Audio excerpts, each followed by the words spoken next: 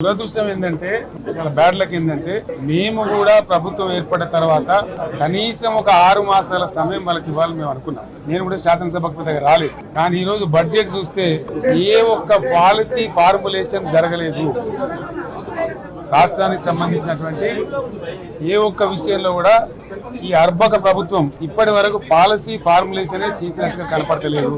వ్యవసాయం ఉంది, మాకు స్పష్టమైన అవగాహన ఉండే ఈ రాష్ట్రంలో వ్యవసాయ స్థిరీకరణ జరగాలని మేము 2 పంటలు కూడా ఇచ్చినాం రైతు బంధు. వీళ్ళు ఎగ్గొడతామని చెప్తా ఉన్నారు. మేమేదో రైతులకు ఇచ్చిన డబ్బును దాన్ని పాడు చేసినాము, చెడగొట్టినాము, దుర్వినియోగం చేసామన్న పద్ధతిలో దురదృష్టకరమైన వ్యాఖ్యలు చేస్తా ఉన్నారు. అంటే ఇది పూర్తిగా రైతు శత్రు ప్రభుత్వం అనేది తెలుస్తా ఉంది. ధాన్యం కొనుగోలు చేయలేదు, విద్యుత్ సరఫరా చేయడం లేదు, నీళ్లు సరఫరా చేయడం లేదు, చాలా ఇబ్బందులు పెడతా ఉన్నారు. ఇంకా రైతు భరోసా, రైతు బంధు గురించి ఇంకా ప్రస్తావనే లేదు.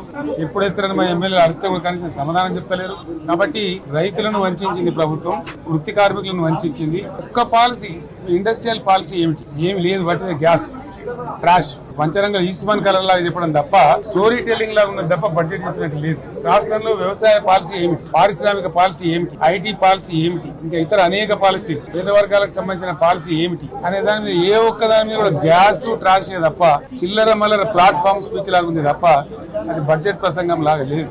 రాజకీయ సభలలో చెప్పినట్టుంది తప్ప ఏ ఒక్క పాలసీని కూడా నిర్దిష్టంగా ఈ పనిని మేము ఎట్లా సాధిస్తాం, మా గోల్స్ ఇవి, మా టార్గెట్స్ ఇవి అనే పద్ధతి కానీ పద్దు కానీ లేదు. ఇది పేదల బడ్జెట్ కాదు, రైతుల బడ్జెట్ కాదు. ఇవాళ బడ్జెట్ విశ్లేషణలో మీకు తెలుస్తుంది. భవిష్యత్తులో బ్రహ్మాండంగా మేము దీన్నంతా కూడా చీల్చి చెండాడబోతాం. Thank you.